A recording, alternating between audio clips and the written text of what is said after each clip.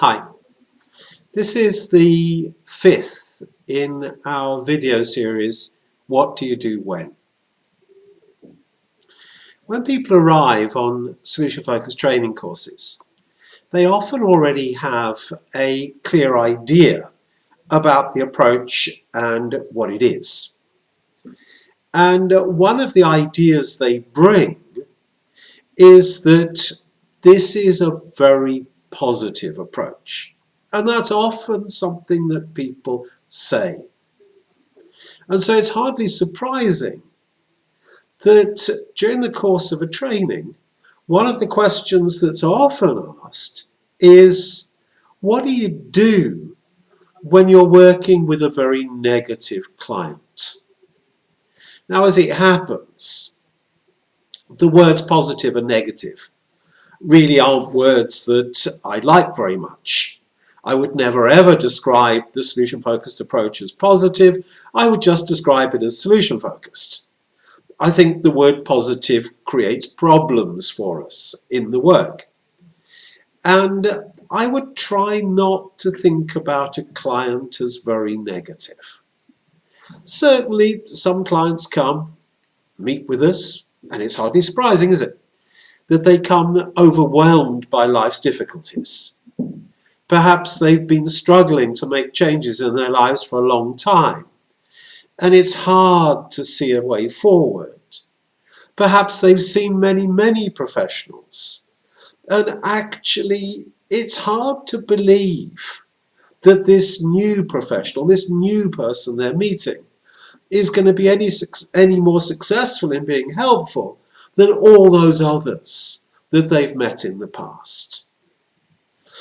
So what do we do when we meet someone who is, if you like, feeling overwhelmed by life's difficulties?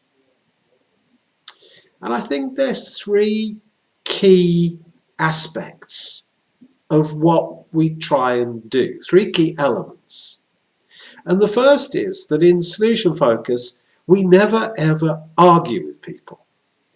We always accept what they're saying. Whatever they're saying must be the right thing for them to say because they said it. And we work with that. And if people arrive overwhelmed by life's issues and difficulties, we're always going to be working from what you could think of as a yes position. Yes, that's how life is. And very often I find myself just acknowledging, goodness, it sounds like things have been really tough recently. Just making sure that the client has noticed, that I've noticed, that life is difficult for them. And the second thing is that when I acknowledge, I think it's important to use our acknowledgement as the foundation, as a platform for asking a question. If we just acknowledge, goodness, it sounds like things have been really difficult for you recently, the risk is that that's actually an invitation to the client to keep talking about the difficulties they've been facing and how awful things are. So what we use the acknowledgement as is the platform for a question. But the thing about the question, and this is the third, if you like, element in working with people who arrive extremely overwhelmed with life's challenges, is the question has to be fitting. If someone were to come in and to say to us, the last few weeks have been a living nightmare, and I were to respond by asking them, so what's been great for you recently? Of course, none of us would, but if I were to, clearly that question, so what's been great for you recently, is both a somewhat stupid question at some level, and also a rather rude question. Stupid because it's very unlikely to be useful to work for the client. Rude because it's just ignored the client, and ignoring people is rude. And so what we need to do, I think, is to find a question that is both fitting and solution focused. And what I notice very often as we're searching for questions that are both fitting and solution focused is that I notice my tone changing. When I look at tapes, not something I would do consciously, not something I'm doing in my therapy, but I notice my voice tone begins to change, tends to become a little quieter, become a little softer. And I notice my body changing in a way that's acknowledging. Very often you notice yourself leaning forward a little more and making yourself a little smaller. All of that, a message to the client, this person has understood, they've got it.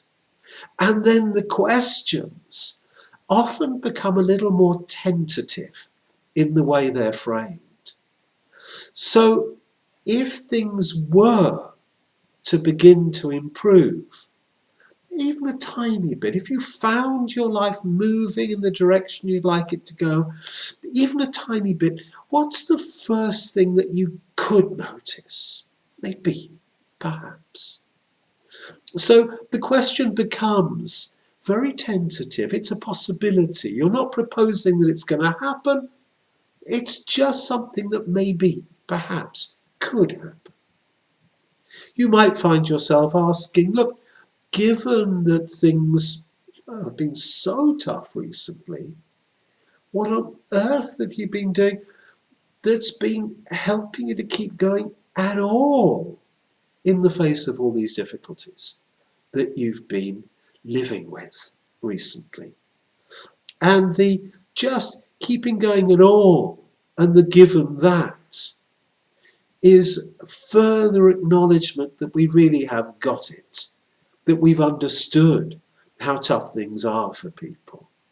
So we find ourselves beginning to ask what are often called coping questions, or surviving, or managing, or getting through questions.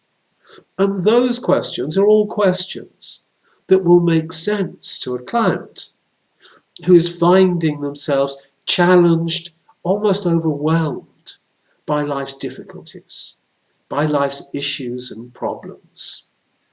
So, acknowledgement, ensuring that the acknowledgement becomes the platform for a possibility question, and ensuring that that possibility question is fitting for the client.